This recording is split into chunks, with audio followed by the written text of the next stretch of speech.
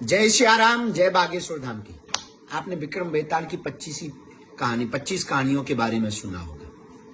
वीर विक्रमादित्य के दरबार में एक बार एक फकीर प्रातःकाल आया। राजा का काम सुबह से सबको मिलते थे, कुछ ना कुछ उपहार लोग देते थे। एक फकीर ने एक जंगली फल दिया।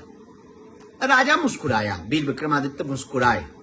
ठीक है, फक्कड़ महात्मा इनके पास होगा भी क्या, पर इसकी देने की भी क्या आवश्यकता। अब वो अपने दरबारी को दे दिया। पर वो साधु लगातार 10 वर्ष तक आया और रोज एक फल देता था।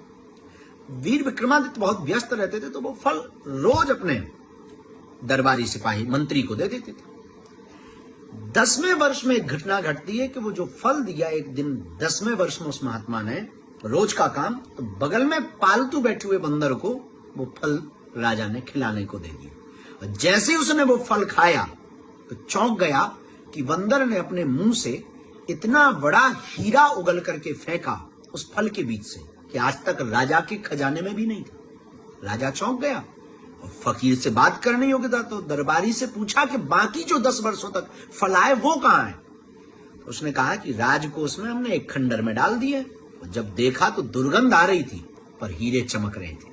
दरअसल सदगुरु के पास जब हम जाते हैं तो सदगुरु हमको कुछ पकड़ाता है तो हम उसे समझ नहीं पाते हैं।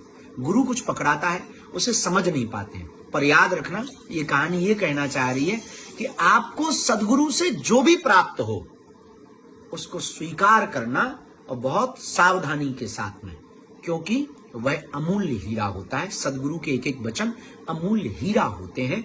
इतना बेशकीमती हीरा होता है कि उसकी कोई दुनिया में कीमत नहीं होती है। इसलिए बेहौसी में नहीं, हौस में जिंदगी को जीना है, और सदगुरु के सामने तो हौस में ही जाया कर।